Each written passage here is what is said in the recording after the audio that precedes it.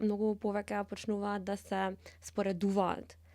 Значи, што имам ја, што другиот нема, па како изгледам, дали сум дебела, дебел слаб, дали имам пари, немам каде одам, уште ова ти фали за да бидеш среќен. И немаме диалог и имаме една тенденција на да го, како се вика, да го поништиме другиот. Нели ти си лош, зашто ова го размислуваш? Не ова е лошо, туку ти си лош. Бидејќи ние ствари кога нешто ни прави, не допира, ако нешто мразиме, не нервира и вознемирува, тоа е наш дел. Што сме си го отфрлиле и не го префаќаме. Многу имам научено од колегите новинари, кога работиме некаква сторија да бидеме неутрални. Тоа што е, да кажем, страшното кога зборуваме за домашно насилство или како го викаат тоа интимно насилство помеѓу партнери, најчесто партнерски релации, е дека ви имате еден циклус на насилство. Деспина, како си? Пошто сега меставме сад, ако почнам да зборам како сум, камеш. Ке не требам да многу поише време, тоа после емисијата.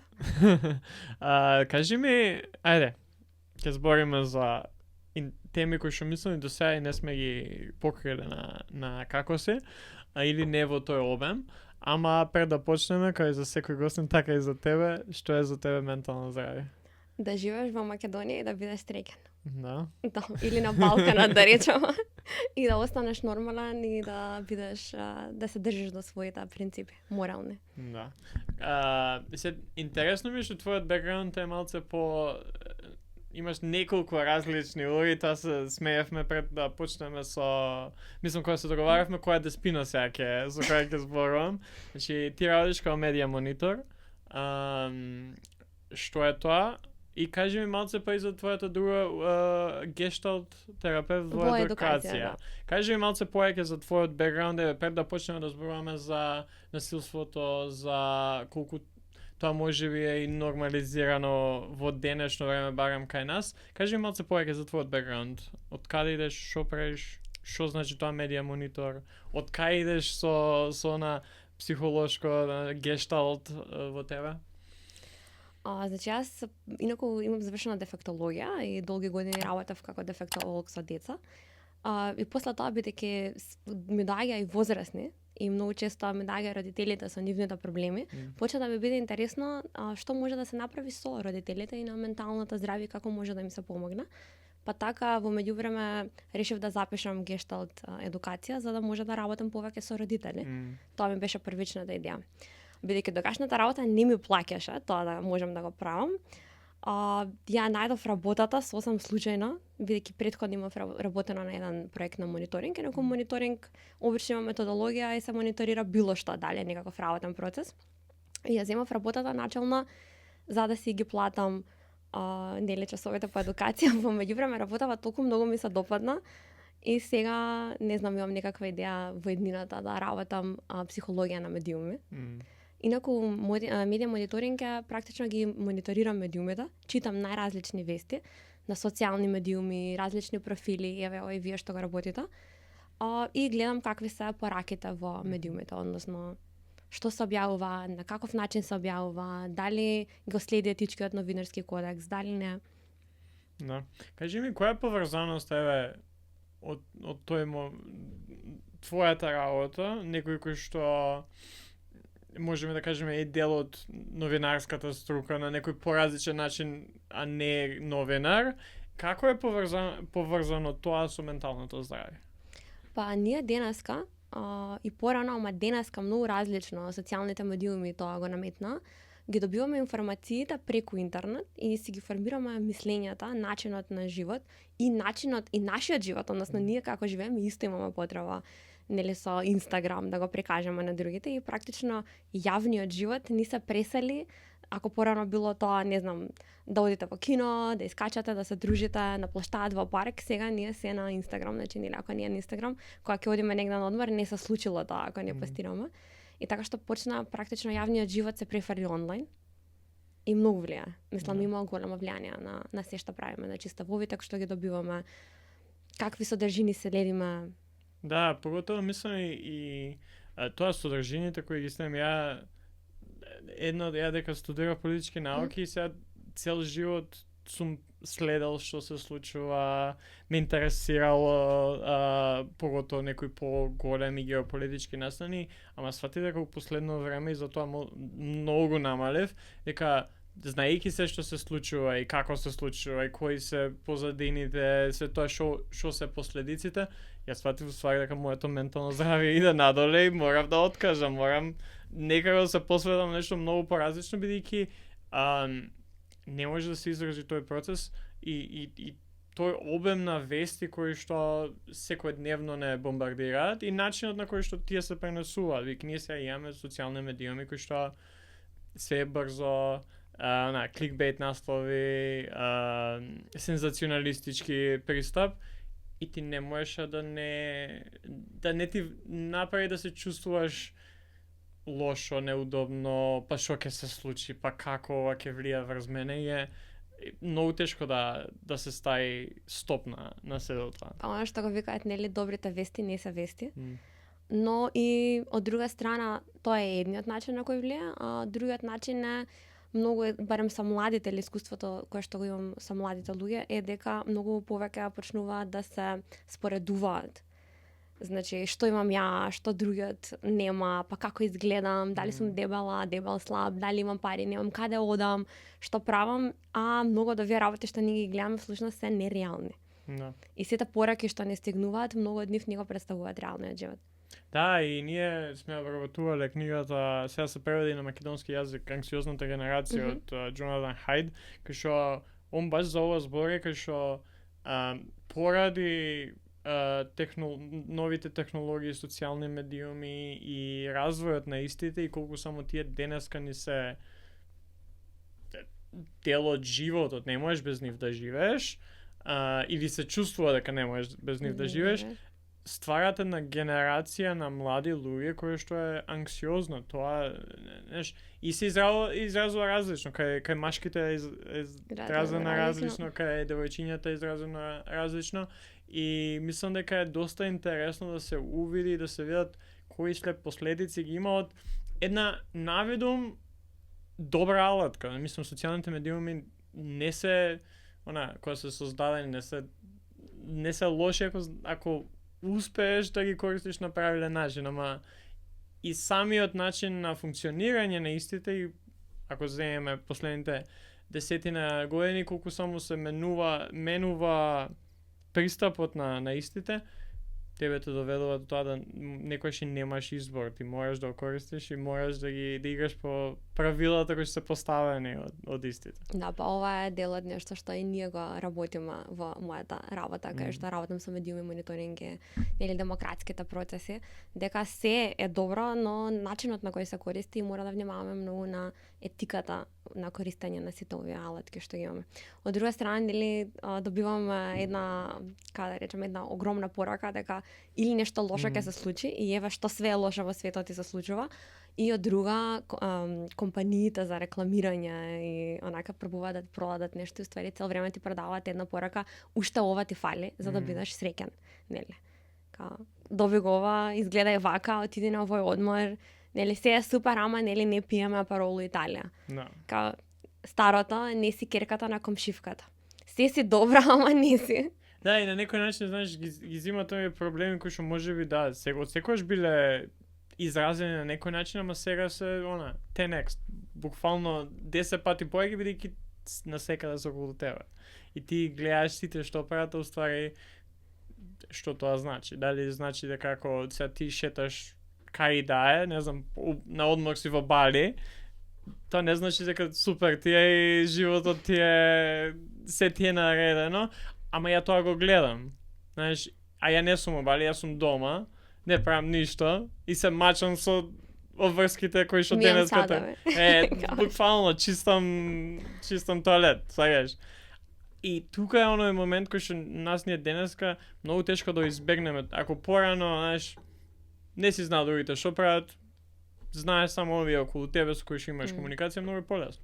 Ма Да, но и денеска сега не знаеме бидејќи таа персона што добиваме, Мгм. ќе речам интернет персона е нешто сосем друго што не се вистинските луѓе. И нели таа една тенденција кон постојано да се биде среќен, ако имаме генерацијски ако го земаме, ако го имаме пристапот на нашите родители, ако се вратиме назад, кај нив нели не може да биде ништо без страдање и тој менталитет на тешко, значи не се допуштаа да има да им е убаво да си дозволат. И имаме нова генерација каде што не смее да ми е неубаво, не може да ми е лошо. Да, идеме од една од друга Да, крајност. мора цело време да ми убаво и цело време да сум среќен, пошто ако не сум среќен, нешто не е уред. Да, уствари, да. Валјда тоа е ради тоа што, не знам, сме раснати во таква некоја, дека, да, тешко е, се е тешко и сега, знаеш, најчесто кога збориме со постари луѓе, со родители, ние работевме, нас не беше тешко, за вие сега да уживат. И колку само тоа после влијае врз, мене као личност, кој што сега, чека мене ако ми е тешко, не треба да ми е тешко, бидејќи моје сега направиле се за ја да уживам. Зошто не можам да уживам? И тука нема нешто фали у таа комуникација и си као чекај, окей, да ти биде лесно и да ти биде тешко, а и окей да не знаеш што се случува. Ма добро ги имаме една, па ќе речам, каква токсична позитивност. И дека нели се убедуваме дека се може да правиме, дека секогаш ќе бидеме среќни, нели дека ако ти убаво, ако не ти убаво, нели стани отиди си на ниво на дете, не регулација на емоции, нели детето само ќе почне да плаче, ќе се отиде, нема да ви збори, ама возрастен човек треба да минува низ секакви ситуации што животот ги носи. Да. Кажи ми како тоа врз тебе влијае во твојата работа на твоето ментално здравје, кај што секојдневно читаш коментари, читаш вести, точни, неточни, како тоа влијае врз тебе као личност, врз твоето ментално здравје? Ова е тешко прашање. Јас одам на терапија, имам терапевт.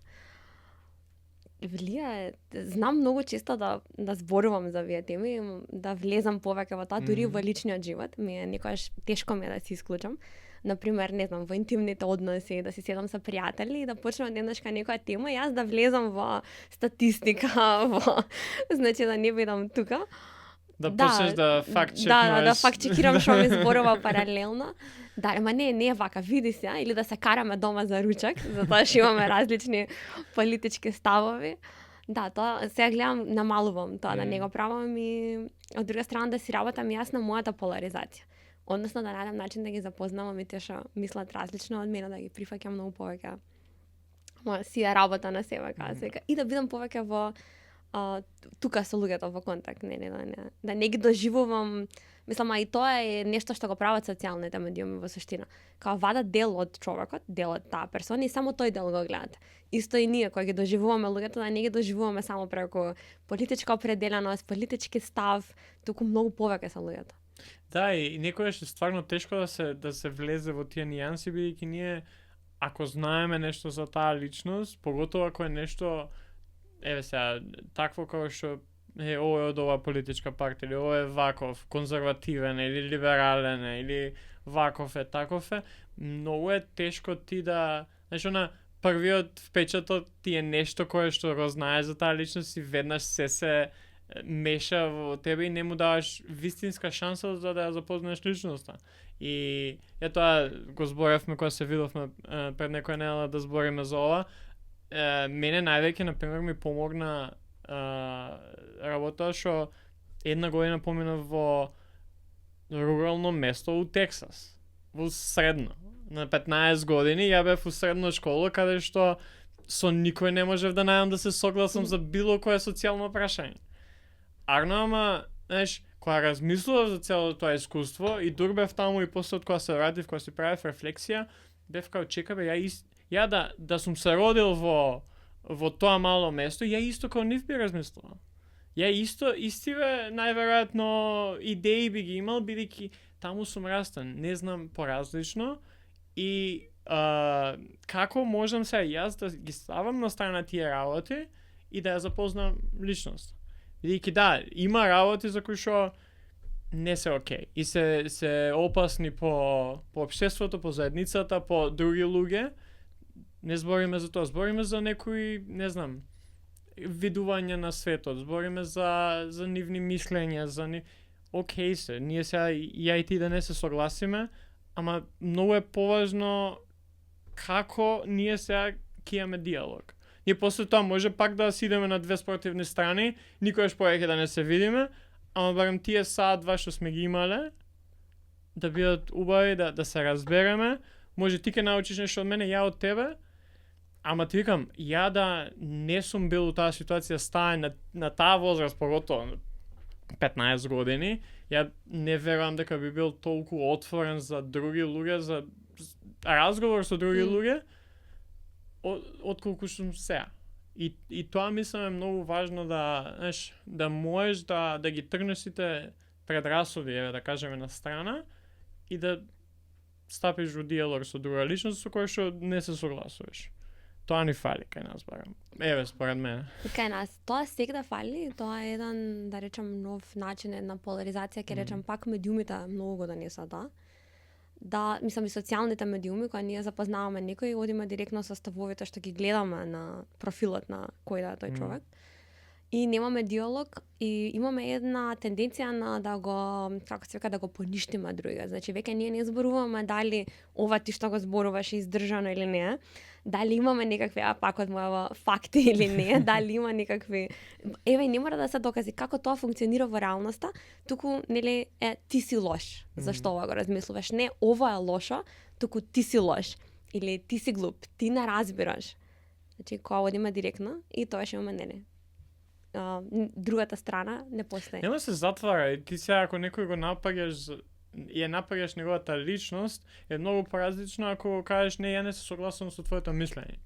Да, но ова многу често се случува јас и во работа со деца, на пример. Ова конкретно јас некогаш знам да го направам, да бидам нели повредена и да, пошто ние ставовите кога некој ќе ни ги стави под прашање, ние имаме емотивна реакција најпрво. Затоа што види цело време структурата во која јас верувам, начинот на верувањето на кој јас го живеам мојот живот, некој ми ги става под прашање. И сега тоа не е коматна ситуација. И тоа другата страна ми вика, ама не е вака. Значи ти се ова што да сега го мислиш, се ова што го правиш. И сега ние сме значи во една ситуација што емотивно е надразната. И тука е нели сакаме да изреагираме, ама што разбираш ти? И одма ти си, не знам, лош си, не те бива, јас знам ти не знаеш. Да, ма, знаеш, а не зборуваме за темата, не знам дали ќе стои ова тука или не, и зошто да, и зошто нели како ќе ја направиме зградава, патот. Да, ја па на пример, пак можеби некој од искуствата што сум ги имал ми помогна да така да гледам. Ја па тоа го гледам на начин да чекај. Ова ти еве се збориме за оваа тема и ти нема да се согласиш. Мене ќе ми даде простор ја да размислам, чекаве, јас зошто го мислам ова сега. Зошто Деспина не се согласува со мене за ова? Ја да си направам една своја рефлексија на моето мислење и или ќе го сменам мислењето, што не е лоша работа. Да, тешко е да смениш мислење, поготово ако си го имал доста време и сега си као чекај, цел свет ми се руши, ја цело време ова мислев, а уствари ова е. Или пак твоето мислење што си го имал, поради тоа што ќе си направам рефлексија, окей, Деспина ова го вика, ама аргументира се на моја страна. Ја подсврски сум во своето мислење. Знаеш, многу луѓе, да, верувам дека е човечки да се чувствуваш, знаеш, емотивно напан, окей, да, ама кога ќе застанеш, ја мислам може да ти помогне уствари тоа што некој нема да се согласи со тебе, отколку да ти одморне. Ако ништо друго може и ќе научиш нешто повеќе, или пак ќе си го затврсиш ставот и ќе бидеш уште посигурен во тоа што веруваш. Сега вака од улога на Деспина терапевт во едукација, ние најчесто зашто ни е толку тешко и зашто нели мразиме или толкава одбивност имаме, бидејќи кај другиот ние ги гледаме деловите што не си ги прифаќаме. Значи, например, во мојата ајда кога идеме со политички ставови или во некоја традиционална жена, јас ќе гледам мој дел традиционален, мојата таа женствена што не си ја прифаќам. И обратно политички став ќе видам дел од мојата или дали конзервативност, либералност, обратно може да биде што не си ја прифаќам и затоа е толку тешко, бидејќи ние уствари кога нешто ни прави, не допира, ако нешто мразиме, не нервира и вознемирува, тоа е наш дел. што сме си го отфрлиле и не го префаќаме. Тоа е секогаш така. Значи кога ќе биде нешто, на сите им викаме, дури со мајка ми последно, абе зошто оваа колешка многу ме нервира, абе викам види, сигурно е нешто ти што правиш, што она го прави, а ти не си го прифаќаш. Од аспект на медиум, многу имам научено од колегите новинари, кога работиме некаква сторија да бидеме неутрални. И нели тука е многу битно да го видиш и другото мислење и да пробаш некако да бидеш објективен, каде што нели другото мислење треба да го ставиш во текстот, се слуша и е битно, дури кога е спротивно, и да прашаш таа страна што ја на некој начин напаѓаш, да го ставиш и тоа што таа ти го кажува. Од аспект на не знам јас која е да сум таа јас, дали би ти одговорила дали те слушам за да ти го сменам мислењето или те слушам за да те разберам и прифатам.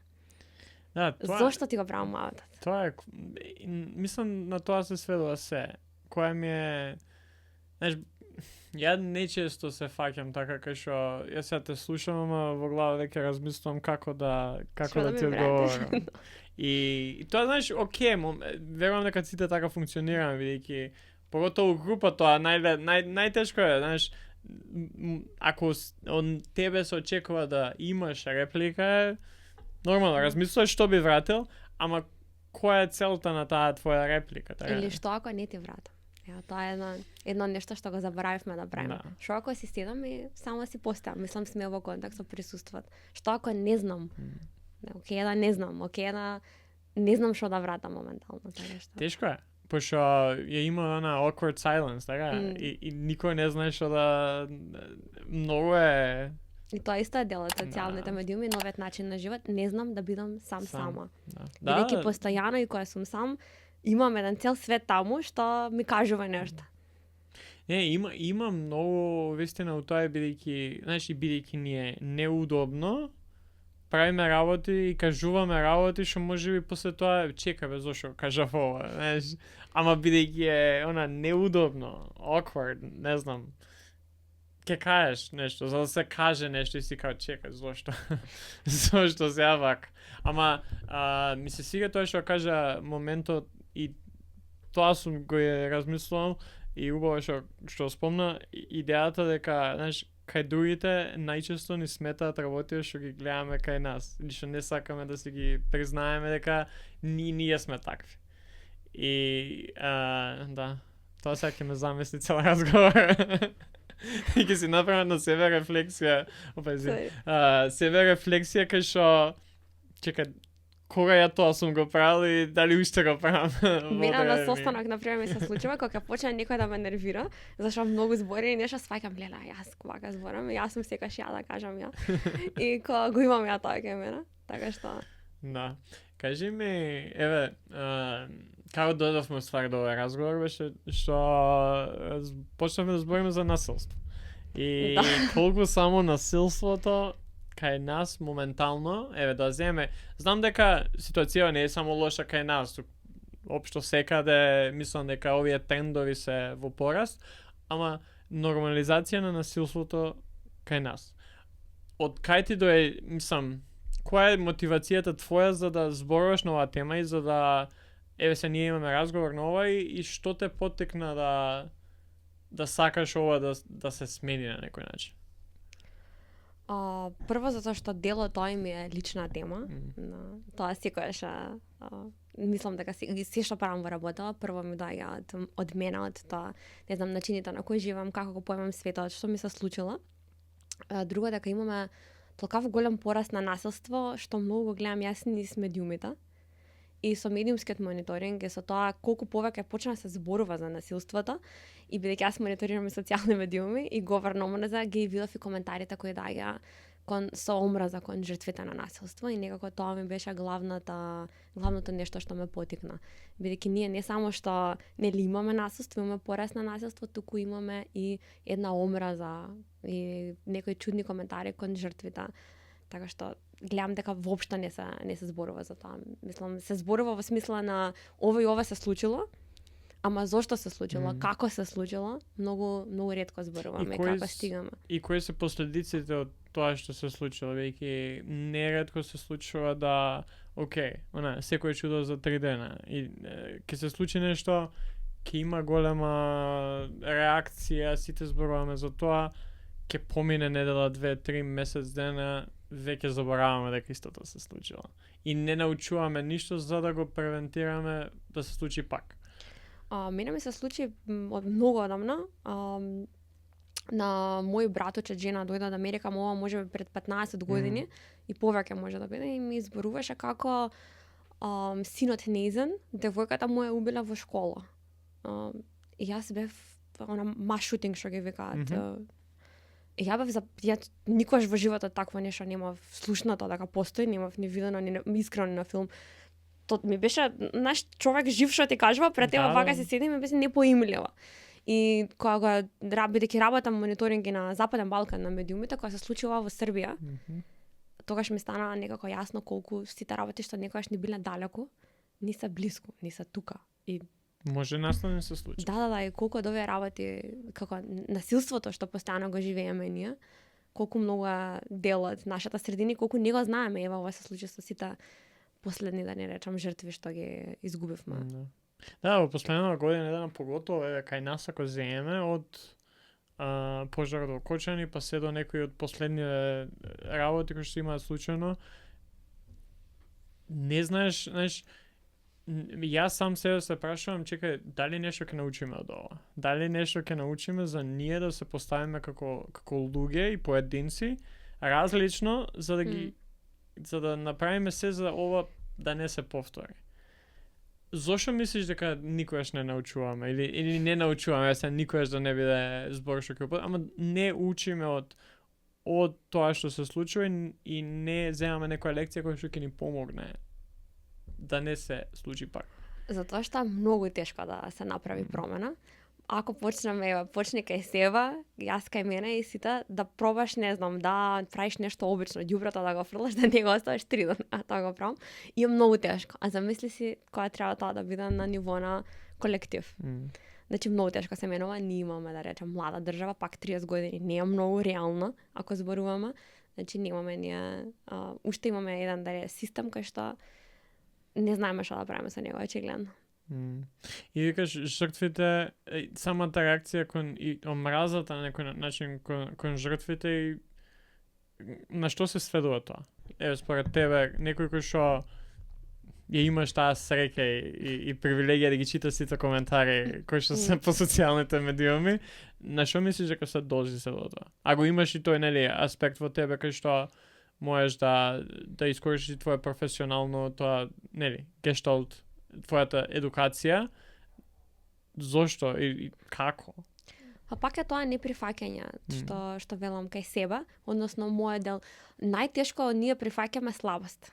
Најтешкото нешто да го прифатиме кај нас како луѓе е слабост. И туѓата слабост тогаш најмногу ни смета.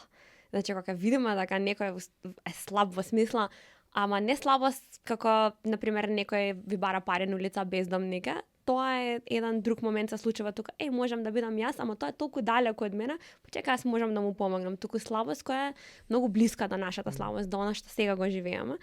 Така што тоа најтешко го прифаќаме кај другите, па ни смета. И друго, тешко си прифаќаме дека и ние имаме насилен дел. И тоа што преска го реков, насилство е нормално. Да, насилство е нормално.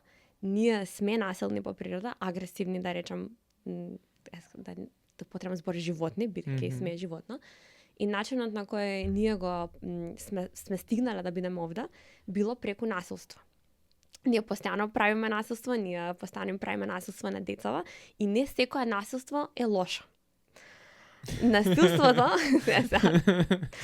да, не секое насилство е лошо, а насилството ни било еволутивно потребно да преживееме. Ни треба и денеска да преживееме, ако дојде некој тебе те нападне и ти ако се браниш, нормално дека ќе употребиш насилство. Ако детето сака да изеде 6 чоколади или сака да трча по скали и да скокне, не знам каде, ќе го фатиш така и ќе употребиш насилство и тогаш насилството е окей. Мислам, насилството врз другите е лошо. Ама контекстот е многу битен кога зборуваме за насилство. Ние, бидејќи живееме во општество, ние сме се договориле дека ќе се откажеме од насилството и ќе пробаме да функционираме со правила. Кога нема правила, тогаш има повеќе насилство и мислам дека ова е дел зашто толку имаме зголемено насилство. Ние имаме правила кои што не важат веќе и нема начин да си го стварите вашиот начин на живење и како живееме, зошто. Да, бидејќи не живееме без правила повеќе. Тоа е момент кај што сме се согласиле како општество да живееме под одредени правила, ама правилата не за сите важат и не се сите исти. Бидејќи ние си ги имаме тие насилни нагони. Да. И не може да ги отфрлиме да кажеме нема човек што не сите сме насилни. Само што, нели, бидејќи живееме во општество, сме се договорила. Добра, сега дај да не го правиме ова, пошто заедно ќе функционира поубаво за сите и нема. Да, и видот на насилство е различен. Не, и сега кога збориме за насилство, не збориме само за физичко насилство. Збориме и за психичко, за економско насилство, социјално да. Кај што не е само насилство сега да земам тебе и да те удрам или да те, не знам, да те фрлам по скали. Сексуално насилство што кај нас е многу малце тоа па уште помалце се зборува и тоа... не препознаено. Дали може да има сексуално насилство во брак, на пример? Тоа се го зборавме и кога се видовме да идеме сега на улица да прашаме 10 луѓе колку од нив би рекле дека може да се случи сексуално насилство во брак. Да, како мислиш не сака. Да. Значи, тука е тој момент, мислам дека, знаеш, да, забораваме дека насилството може да биде не само физичко. И некојаш е, знаеш, психичкото насилство и како е непрепознаено. И тоа е едно, мислам, дека од потешките начини на...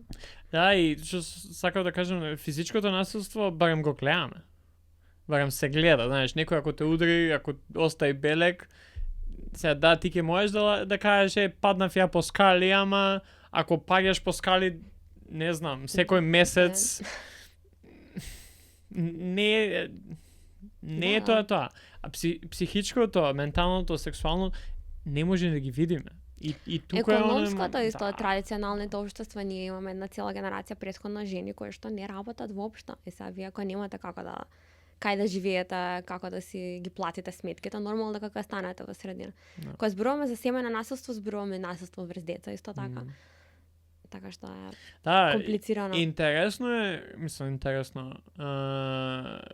да се гледа и тој момент кај што, знаеш, растени сме во едно општество кај што еве јас сега кога зборувам со луѓе кои што не се од тука, со Аманда кога зборувам, ми е како мислиш тоа да ве тепале или ве ударале со прачки во школо, знаеш, тоа незамисливо е за луѓе кои што не се од тука.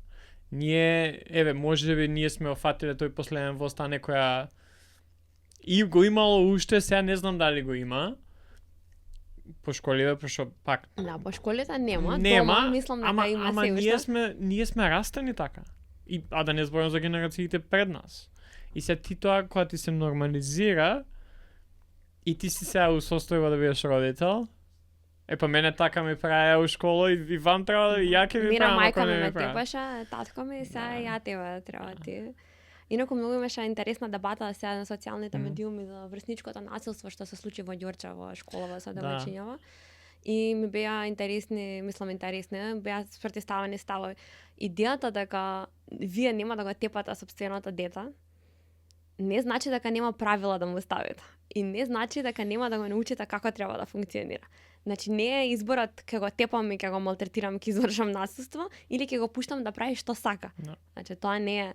И тука мислам дека треба да се работи многу и со родителите, авторитетот што доаѓа од почет. Авторитетот што доаѓа од суштинско разбирање и учење на морално како треба да се однесувам и авторитетот што доаѓа од страв се многу поразлични работи. Значи, кога се плашам дека ќе ме тепаат и не го правам ова пошто се плашам, у истиот момент кога ќе прекинам да се плашам, ја ќе го извршам, кој да е чинот што сакам. Да, пошто ќе дојде тој момент кога ти ќе прекинеш да се плашиш, кога ќе доеш, добро, сега си 7 години, се плашиш, ама кога доеш 17, тоа ти ќе тепаш татко ти. Па тој се деси со другарка, се надевам не, она ми се лути, не ја спомнувам која детево многу смешно беше, она стварно не сум супер мајка, ќе поздравам, не кажам како се вика. И она еднаш која една ситуација, бидејќи детево, знаеш, мата си дозволи премногу, го удри. И тоа одеше цело време и викаше, тепаме, ама како ќе пораснам, ја ќе те тепам. И смешно беше, мислам, не дека, ама е баш ова, да. И ние не ги тепаме, ама пак извршуваме различно насилство на тоа, дека не си ги прифаќаме родителите не ги прифаќаат децата, не знаеш ти, глуп си, кај ти ќе правиш, значи ние така сме растени со такви едни пораки, не можеш ти да си добар. Да. Демек јас сум те направил, ја ќе те убиам, например. Кои пораки се тоа што ги имаме во... Кога ги земаме колективните пораки, ќе видиме колку многу насилство има. Да. Да, и тоа останува со или тебе, моја или да. ничија, ако не си со мене, не. Да, поготово тие некои партнерски односи кои што започнуваат можеби супер све, ама после тоа навлегуваат у некои работи кои што не можеш ти да излезеш поради тоа што другата личност не ти дава да излезеш. И ова е многу интересно за ефектот. Извини што те прекинувам на жртвата, на какви се последиците на жртвата и колку е тешко да се излезе од домашно насилство. И сите се, што не си отида.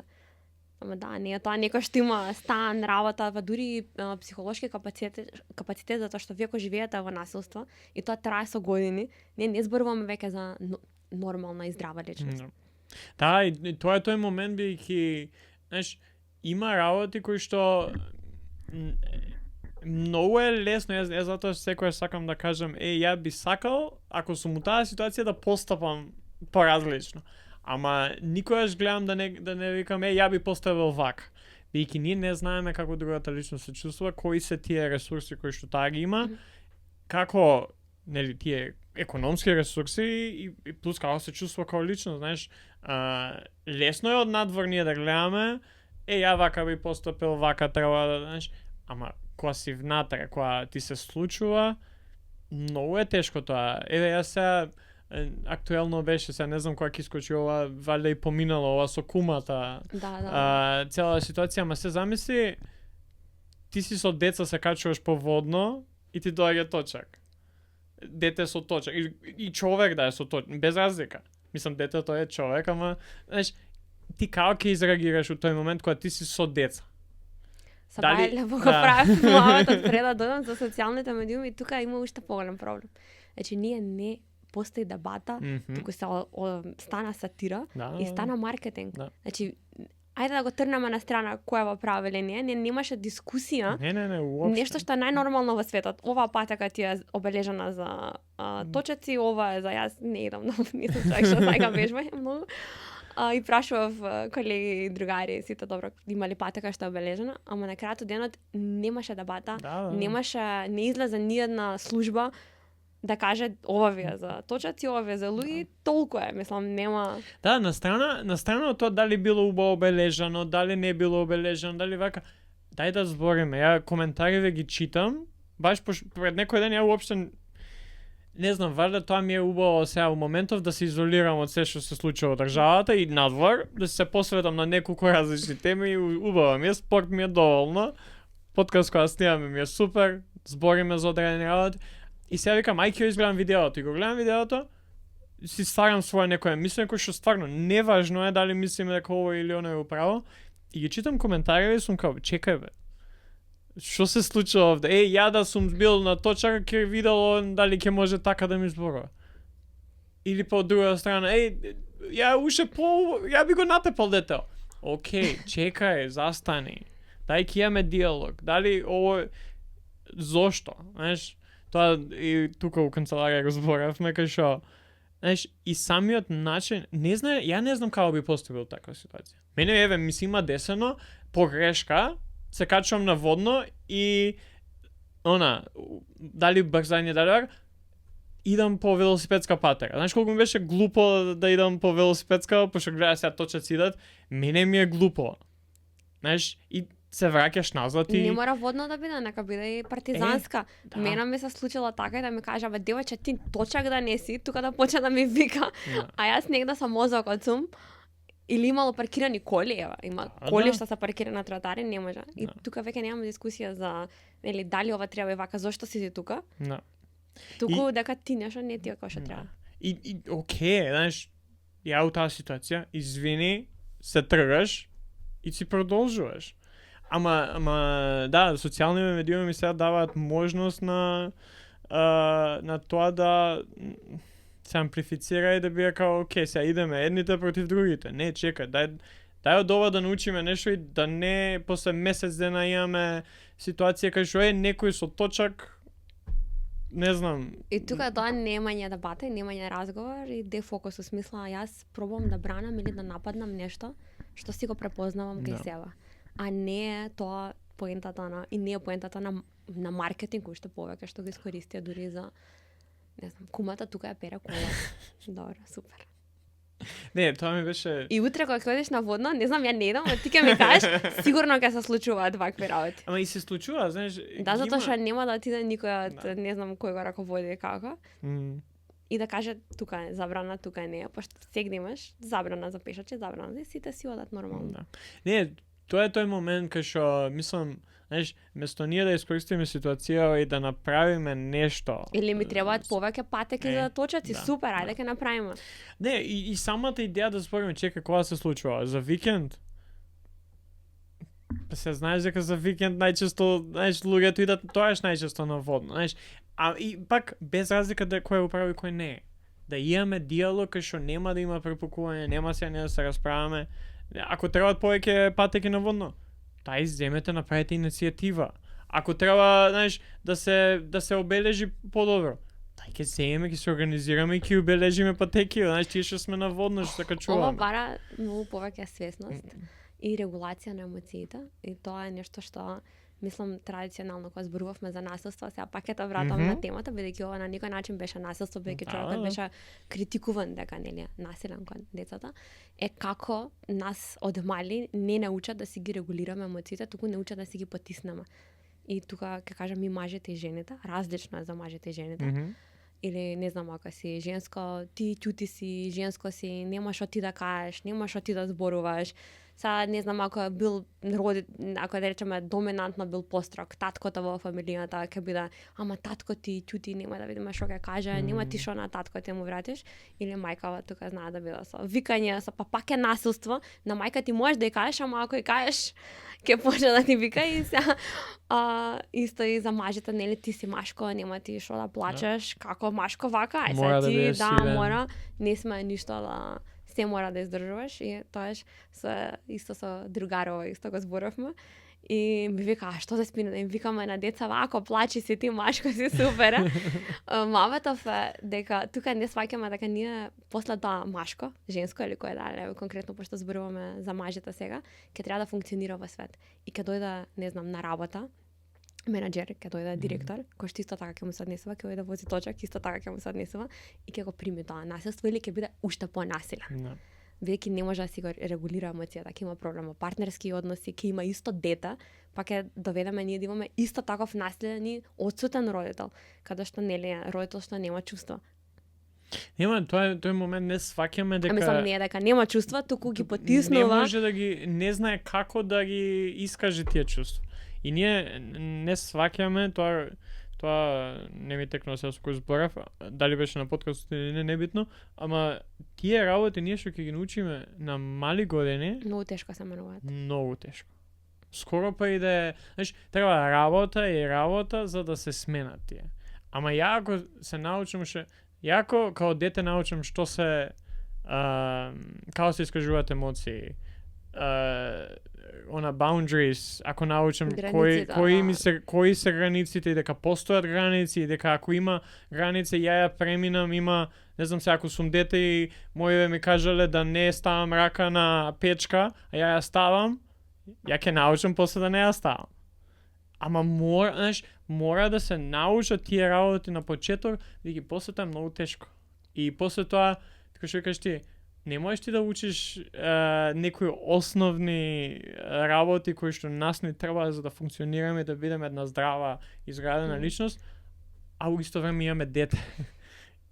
Ја не знам како да се несам, јас се треба детето да го учам, тоа ќе биде хаос. Исто така убаво што го спомнава учење или на деца што се пренесува после трансгенерацијски, многу е битно како ги учиме. Еве ти што кажуваш за конкретно примерот за ајде да пипни го штекерот или изгориса, па да видиш како е. Ајде, иди прави, па кога ќе видиш и после ќе ликувам кај ме супер шо.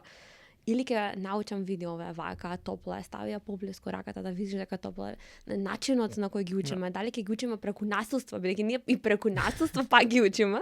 Мислам, окей, преку насилство која не може веќе различно, но дали ќе ги учиме преку, ајде да кажам, како треба добро со разбирање видеат. Разбирам дека ти ова сакаш, ама ова сега нема да биде и ќе пробаме да искомуницираме. Да, не е едноставно. Дали ќе го валидираме чувството на детето, на другиот, па и на возрасниот. Да. Дека ова мене не ми се свиѓа, да. Океј, ја прифаќам дека тебе не се свиѓа. Сега дали јас ќе се однесам по тоа што тебе не ти се свиѓа, е мојата граница. И треба другиот да ја прифати таа граница, за да не биде да се тепаме, мислам. Да.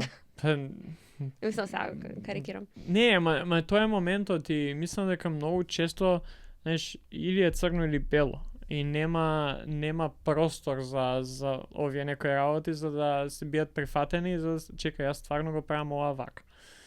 И од друга страна и нели таа динамика машко-женска каде што па жените ова го прифаќаат, посебно што биле жртви на насилство или раснани во таква традиционална на Балканот, би рекла да си дозволам така структура каде што вие тоа го поимате за внимание. И тоа денеска го имаме и во културата. Значи не знам, имаат филмови многу каде што ви учат дека ако ти игнорира, сигурно му се свигаш. Шом ти вика вака, сигурно има нешто. Па се смеевме пред да почнеме, а кој се тепа, тој се сака. Така сме растени, знаеш, ти го имаш тој момент да сега мене ми текнува на мал број на ситуации кај што знаеш, ти гледаш ти работи, сите од страна го викаат тоа, знаеш, сега ние сме у школа. Или па твоите ќе ти каже такво нешто кај што тие се некои, знаеш, мали работи кои што можеби изгледаат смешно, можеби звучат смешно, можеби се интересни, ама тие остануваат со тебе. И тоа е многу полесно, затоа што тоа ми е прифатливо. Тука ќе кажам и за мажите, и за жените. Многу ми е прифатливо, например, како жена да останам во однос што е насилен, отколку да бидам со некој кој што ќе ми даде разбирање, емпатија, љубов. И сега што се прави? Ова ми е познато, ова ми е јасно, вака сум живеела, ова го знам. Знам што да правам, ги знам механизмите, ги имам развиено за да се справувам со таквото нешто. Или за мажата. Знам како е да се живее со ваква жена, знам како е да добивам, не знам, молчање третман, знам пасив агресив, знам, не знам, сите агресии што психолошки што ги добиваат, па и физички некои жените, што мислам машки женски динамика, отколку да бидам со жена што ќе ми каже, види, ајде имаш слобода, супер, те прифаќам, прави го ова. И сега вие одеднаш ќе имате слобода. Не знаеш што да се случи, не знаеш како да се поставиш. Не дури ти нема сакаш мене, тебе не ти е гајле за мене. Значи, или не верувате едноставно дека другата страна може вистински да ме прифати и да сака да на крајот од денот да ме засака такви. Има една многу интересна Жижак објаснува патолошка љубомора и вика дури женава вас да ве изневерува и го имате најдобриот детектив. И сето тоа е вистина, пак вашата обсесија да барате дека таму нешто се случува е патолошка.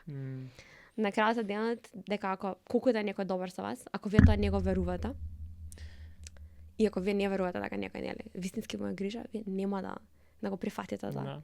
Да, не знаеш како да се однесуваш. Тоа е подобро да бидам со the devil I know отколку доброто што не ознам.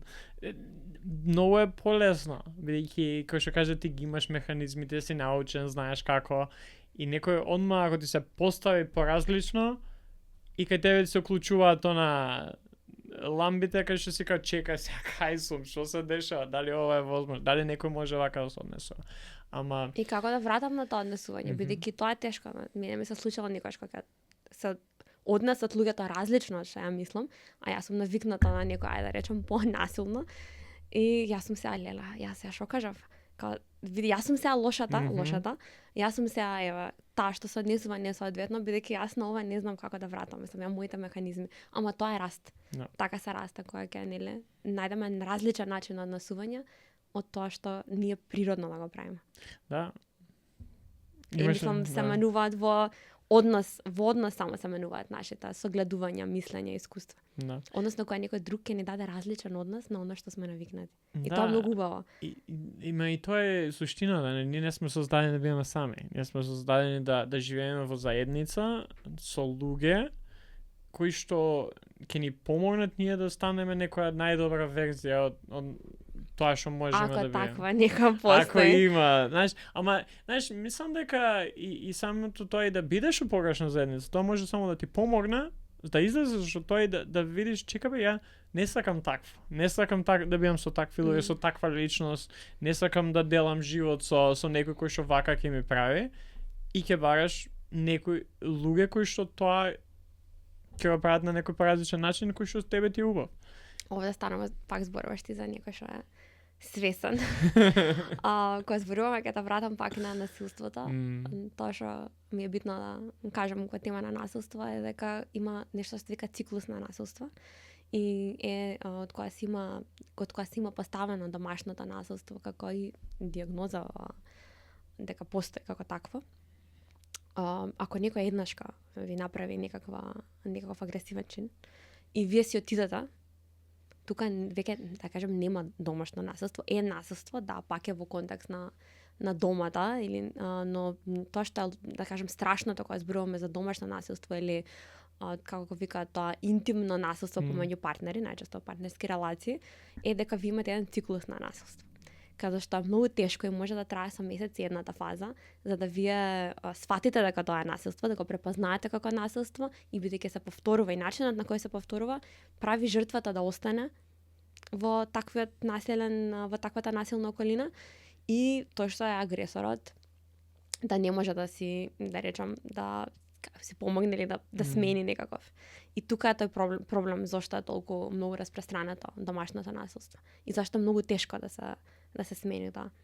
Веќе имаме еден циклус каде што на англиски е the build up или кога ќе почнат работите да бидат многу чудни, тензично. Значи нешто се случува, нешто има неубаво, ама ја не знам што е тоа.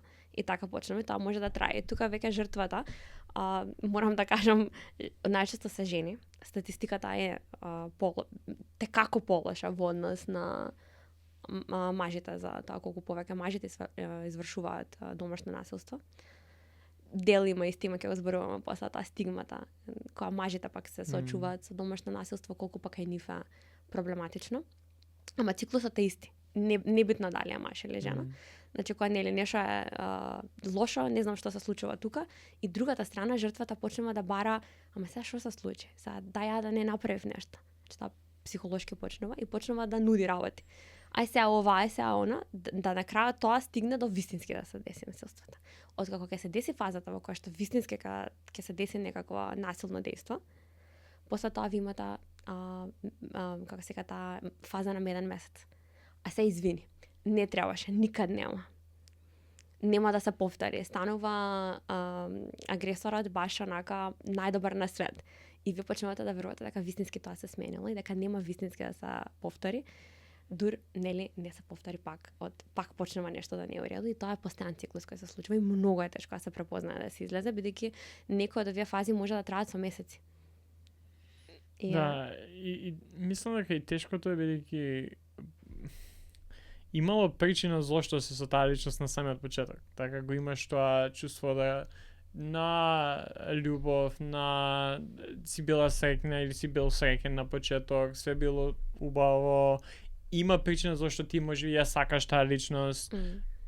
И тоа што кажа Преска, секогаш бараш да најдеш окей, ама, знаеш, вакво, ама еве сега се извини, ваков, ама добар е, само ова му е лошо, или само ова го прави вака, ама он е добар, или она е добра. И поготоа дека еден дел од циклусот е токму тој, кај што ти имаш извини, нема да се повтори. И вистински, и во таа фаза вистински се однесуваат партнерите така, значи вистински се однесува како да, нели му е жал, се менува, или ако е жената се однесува дека ова се камзова што се случи, вистински ви дава таа емоција. Тука исто комплексното што не значи дека некој што е насилен дека нема љубов. И тука е една тема која што не се зборува. Дали е тоа начин на кој ја искажувам љубовта, дали тоа треба ние да го прифатиме на љубов, тоа е друго прашање, или дека не треба да имаме реакција од државата, не треба да имаме санкции за луѓето што се насилни. Но во една личност истовремено може да постојат во нас сите многу од овие емоции. Значи во исто време вие можете партнерот да го сакате да го мразите. Мислам, тоа не се исклучиви работи. Во одреден период, не сад, кога ќе се деси да извршам насилство, тоа е нешто што не би требало да биде прифатливо. Поготоа ако е нешто кое што го повредува другата личност, да, треба да има, она што зборавме, граници, така, и за секое пречекарување има најчесто последици, или треба да има последици. Ама тука ја би го однел разговорот таму кај што како се ние да помогнеме или кои се начините кои што некој може да помогне и на жртвата и на тој што го прави насилството. Бидејќи да, жртвите се во понеповолна позиција бидејќи се жртви. Да, и кај нив станува траумата многу подолго. Многу подолго. Ама како да се помогне па и на другата страна? Кај што кажеш ти, да, има некои насилници кои што едноставно ништо не чувствуваат. И такви се. Ама голем дел од луѓето верувам дека, знаеш, тоа што кажа и кога се извинуваат и кога стварно им е жал, навистина им е жал. Ама они тоа не може да осменат. Или мислат дека не може да осменат. Бидејќи така се цел живот, така се растени, така се научени. Само ова не е за да, пак речам, не е за да оправдаме ние насилство, но една личност постојат.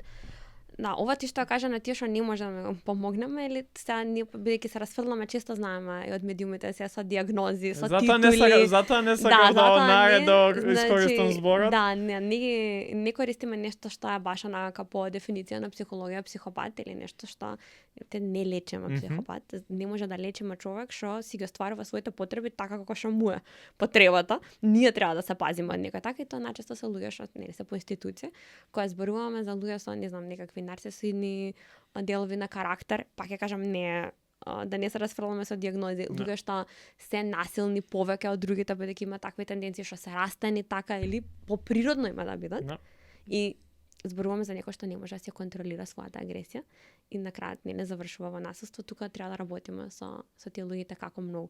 Ама работата треба да биде од многу млади години. Мислам од во тоа, во какво општество растаат, како се однесуваме ние, но и откако ќе се случи насилство, да работиме со и жртвата и луѓето кои го предизвикуваат. Кај нас има, сега не знам како и колку функционира, кога ќе се изврши кај нас некакво насилство, домашно насилство, го праќаат насилникот и жртвата на групна терапија.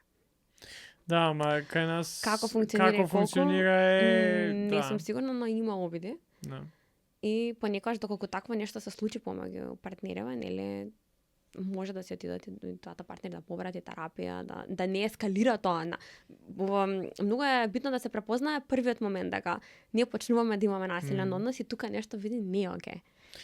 За да не стигна до вистински да доживеете насилство и после многу тешко и да се надмина таа врска, да биде убава и да изфункционира. Знаеш, мислам дека и кај нас постои она, знаеш, и тие некои први моменти и од двете страни сигурно жртвата можам да се претпоставам, бидејќи и јас самиот сум бил во таква некоја ситуација да ако ова излезе како ќе биде прифатено, а исто така личноста која што ти го има направено насилството пак се плашиш за што ако ми направи поек или зборуваме за на почеток, а по другата страна ти ако си тој кој што го врши насилството, кај што не знам, може да си направил нешто кој што никогаш не си замислил дека ќе направиш, туку едноставно не можеш да се контролираш. Многу е потешко да кажеш мене ми треба помош, бидејќи се плашиш што ќе се случи сега, а полесно е да продолжиш тоа да го правиш.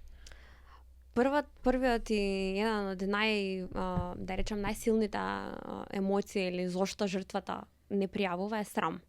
Бидејќи вие да излезете и да кажете види мене ова ми се случува. Вака и вака ми се случи, и тоа нашата сопствена ранливост, пак ќе речам, да ја дадете вие во јавност, во полиција, во луѓе кои што не ве познаваат, е многу тешко. И на кои што можеби не им веруваат дека може нешто да сменат.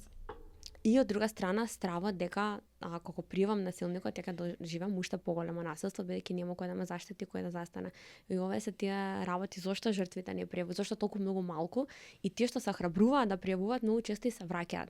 Немајќи ги таа економска страна, заштитата од државата, па или од семејството, а од друга страна луѓето што извршуваат насилство се многу вешти во тоа.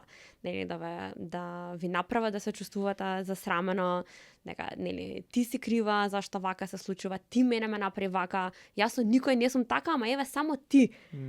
Кога ќе видиме најчесто имаат насилна историја овие луѓе. После многу често знаат да не даваат на личноста да има контакт со пријатели, со семејства, така што едноставно тие динамики се многу силни и тешко е за жртвата да излезе и да каже.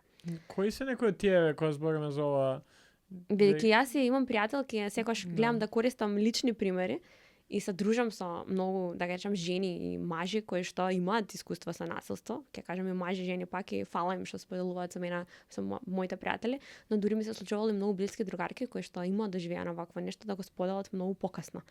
Дека виделе на мене беше срам да ти кажам ова се случува.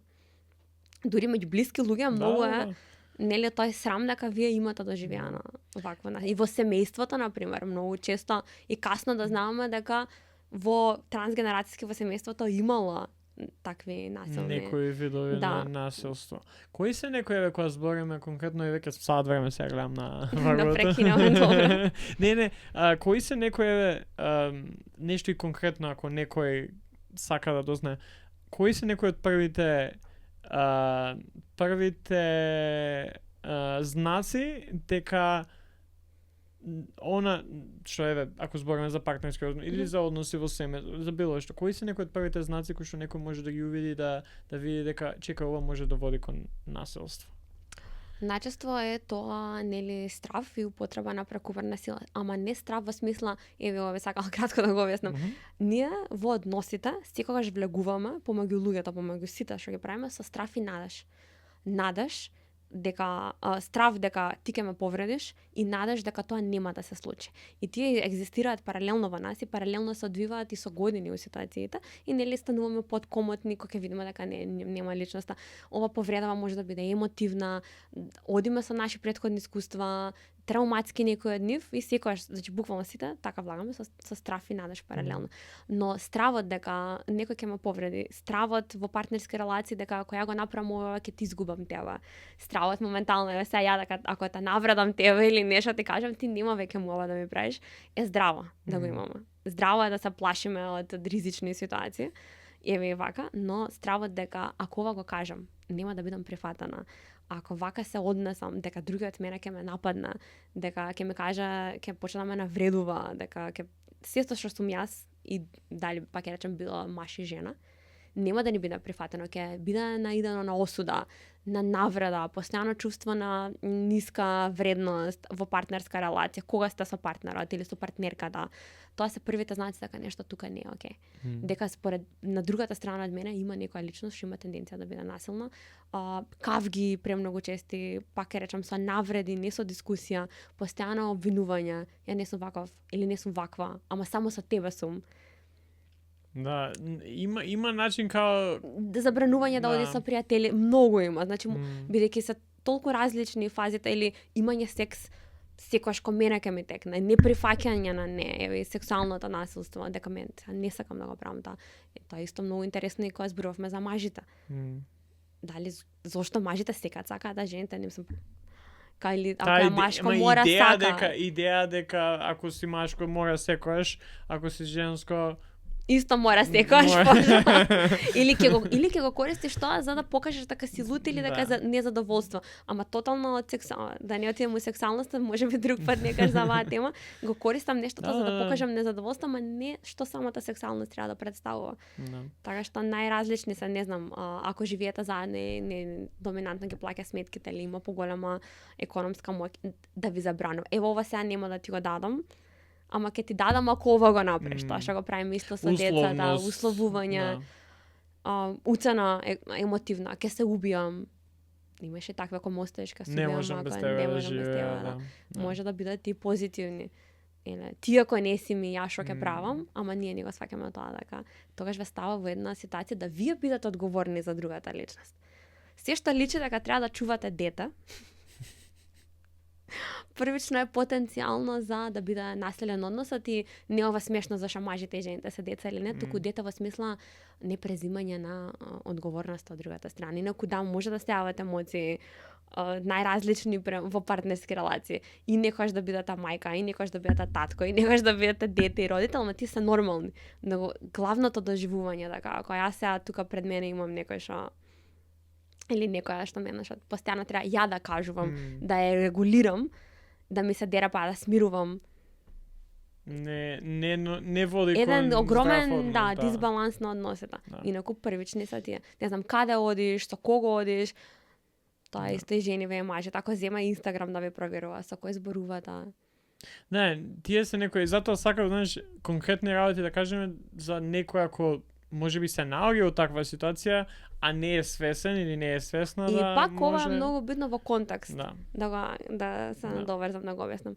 Контекстот е ако вие излажете, например, и после не ви веруваат или кажете ќе отидам негде, пример, ќе се земам од женски аспект, ќе отидам негде со другарка, ја оствари не го направам. Тој мојот партнер дозна. И после он почна да ми го проверува телефонот. Тука, окей, контекстот е, не викам дека треба, да. но ако вие без никаква причина имате партнер кој што постојано ви проверува со кој зборувате, каде одите, зошто одите таму, ви забранува, тоа многу битен контекстот. Да. Ако се расправаме за нешто што вистински има зошто да се расправаме, се случило, некој погрешил и еве го и дигнеме тонот, што не е окей, ама пак е, пошто сме живи суштества и тоа помине, тоа не е толку. Но ако вие добивате постојано викање за нешто, зашто чашата е тука, не е таму, кој ти каже ова да го направиш, зашто вака, па тука навреди, глупа си, глуп си, не та бива. Да, многу е важно контекст и многу пак мислам дека се сведува на таа комуникација која што е можеби најважна во еден однос со друга личност, без разлика каков е видот на или типот на односот. Комуникација. Ти ако згрешиш, окей е да згрешиш, како ќе го искомуницираш тоа, како ќе, знаеш, да, и тоа викање и повишување на тон и покажување емоции, окей се додека не ја повредува другата личност и се додека знаеш, можеме да ги контролираме да не ја повредат личност. Да, ја можам да се изнервирам и да повишам тон. Ама како тоа ќе се одрази, која е целта на седото? Тоа преска што зборевме, дали ја ќе викам сега ради тоа што сакам тебе да те повредам или ја ќе викам ради тоа што имам потреба да викам бидејќи ми треба да се регулирам во моментов и го правам тоа бидејќи ако не го направам а остане тоа во мене за 2 недели ќе стане од викање тепање. И тука е оној момент да знаеме како да ги препознаеме и она што се прави, но и контекстот во кој што се прави и причината зашто тоа е така направено.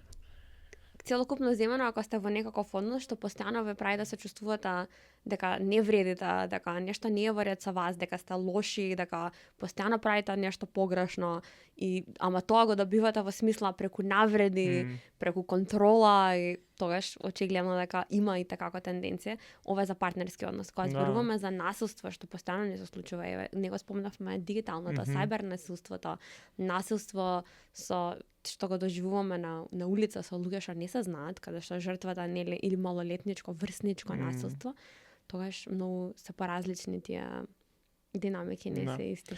За нив ќе мора уште една епизода да правиме. Но мислам убаво е да почнеме тој разговор и баш би сакал да продолжиме да зборуваме и повеќе за другите видови на насилство. Сепак ја овде би завршил чисто да имам една целина на овој разговор. Фала ти многу за гостувањето. За крај, што би ги прашала се оние што издржале да не изслушаат до крај, твое прашање за нашите гости? Има и такво. Да. Не знам, ајде да отидовме во насилство, да отидеме во нешто што е љубов. Јас последно кога го правев концептот си направив дека љубовта е откажување од силата.